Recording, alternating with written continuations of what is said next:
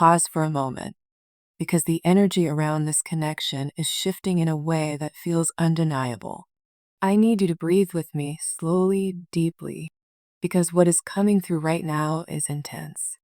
The silence that once felt suffocating, the distance that made you question everything, the emptiness that echoed louder than any argument ever could. It is reaching its end. This is not just wishful thinking. This feels like movement. This feels like a turning point. This feels like the moment before something long awaited finally happens. You didn't imagine this connection. You didn't exaggerate it. You didn't make it bigger than it was. The depth you felt was real. The intensity was real. The way your soul reacted to this person was real. And when the silence came, it hurt in a way that felt almost spiritual. It wasn't just missing someone. It was feeling like a piece of your world had gone quiet. It was the kind of silence that made you replay conversations, reread messages, and wonder what shifted so suddenly. But listen closely. Silence in twin flame connections is rarely random. It is not punishment. It is not abandonment in the way your fears might have framed it. It is often transformation. It is often preparation. It is two souls being forced into separate corners so they can confront the parts of themselves they were avoiding. And right now, the energy surrounding you says that phase is ending. Only take what resonates with you and leave the rest behind.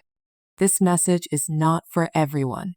It is for those who feel that tight pull in their chest as they listen.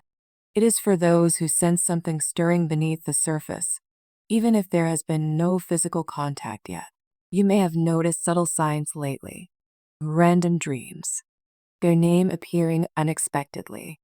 A sudden wave of emotion out of nowhere. That is not coincidence.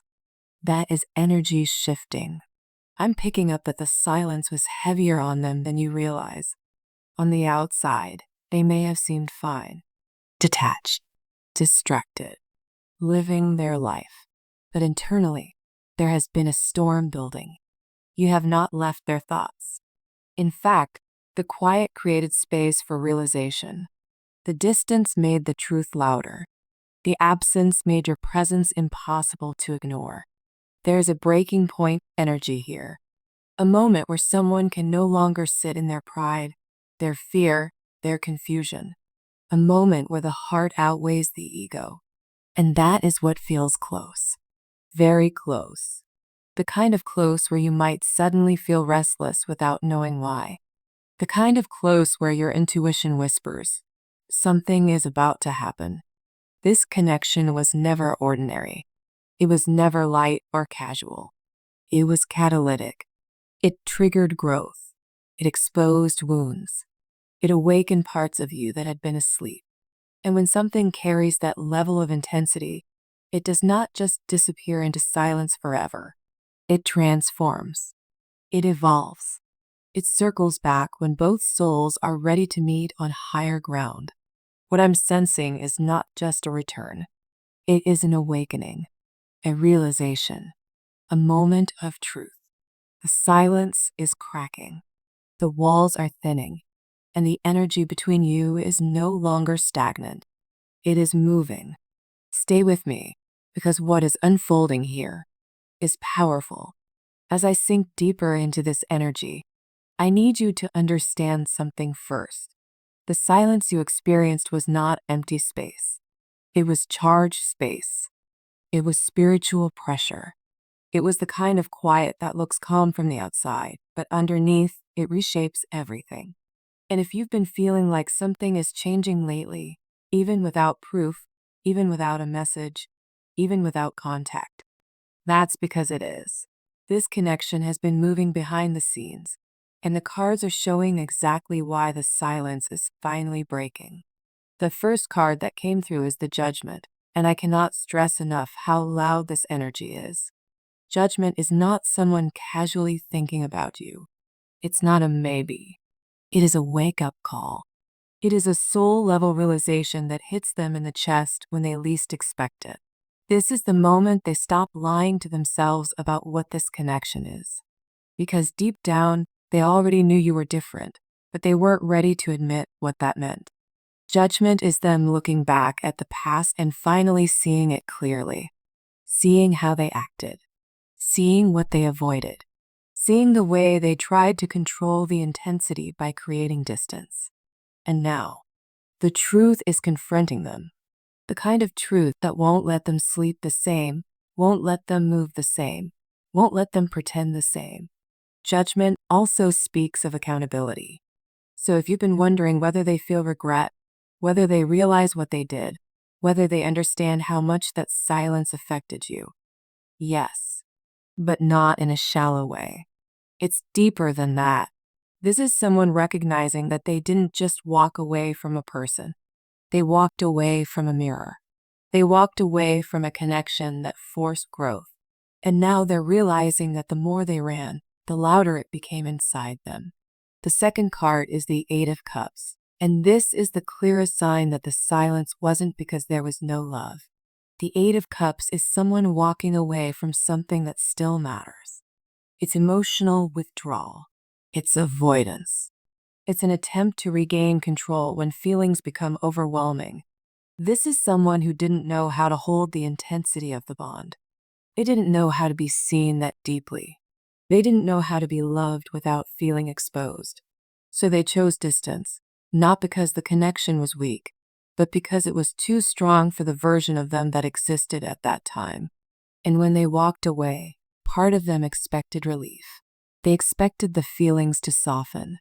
They expected their mind to quiet down. They expected you to fade.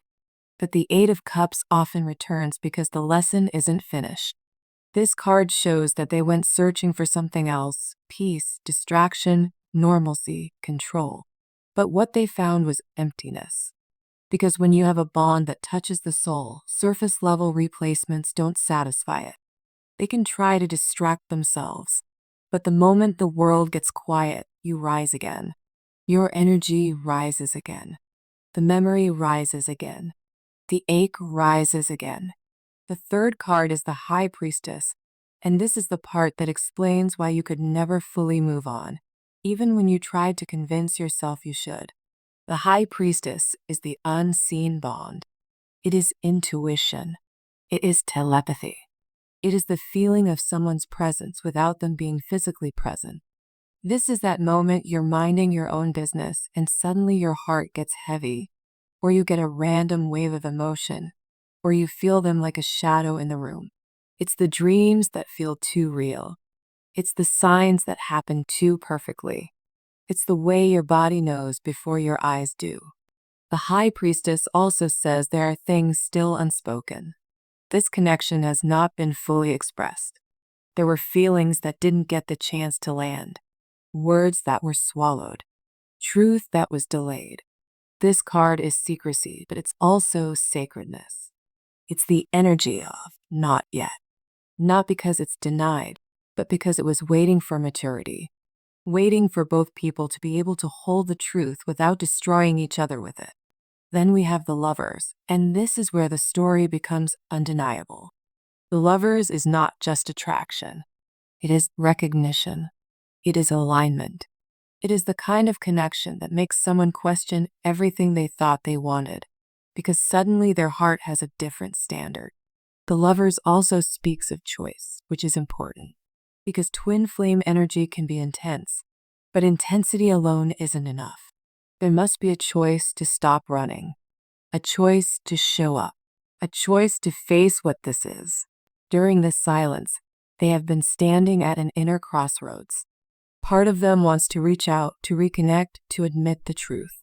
Another part of them is still battling fear, fear of vulnerability, fear of losing control, fear of repeating old cycles, fear of being rejected.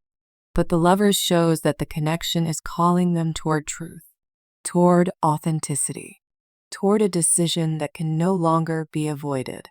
This is also the card that explains why, no matter who they meet or talk to, they keep comparing.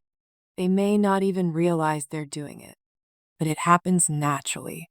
Because when your soul has recognized someone, the heart remembers what it feels like to be activated, seen, mirrored, and understood. That doesn't disappear just because silence happened. If anything, it becomes clearer with time.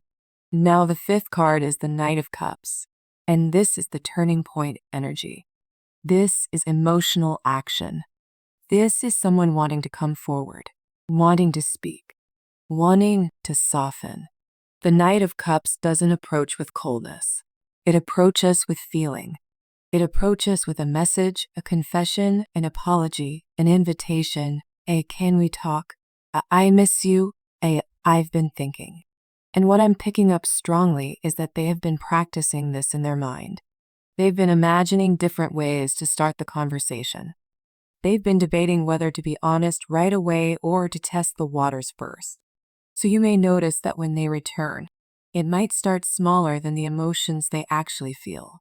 Not because it's fake, but because they're nervous.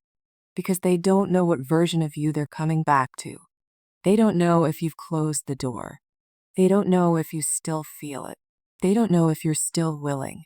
So they may approach gently at first. But the emotion underneath, it will be real. The Knight of Cups doesn't return for entertainment. It returns because the heart is leading now, not fear. And finally, we have the Two of Cups. This is the card that confirms this isn't just a one-sided longing. This is mutual energy. This is shared feeling. This is connection meeting connection. Heart meeting heart. This is reunion energy. But not just any reunion.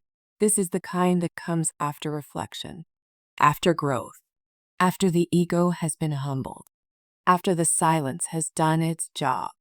The Two of Cups is also emotional balance. And if you've been afraid that they'll come back only to disappear again, this card says something important.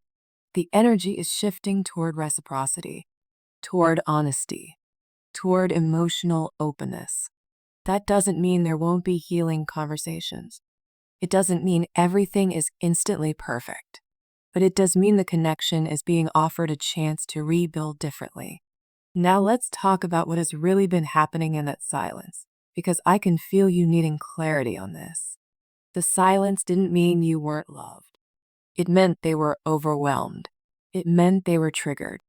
It meant the connection activated parts of them they weren't ready to face. Some people run when they feel too much, not because they don't care, but because caring makes them feel out of control. And with you, they felt too much. They felt exposed. They felt seen. They felt like they couldn't hide. But the silence also did something else. It forced them to sit with themselves, forced them to hear their own thoughts, forced them to feel what they were trying to numb. And when someone has to face themselves long enough, the truth starts to rise. That's where judgment comes in. That's where their awakening begins. I also feel something very specific. They have been watching from a distance. Maybe not in a dramatic way, but in a quiet way. Checking in energetically, wondering how you're doing, feeling pulled to you, feeling protective over you even when they have no right to, feeling jealous in silence, feeling regret in silence, feeling longing in silence. And what they're realizing now is that silence did not free them.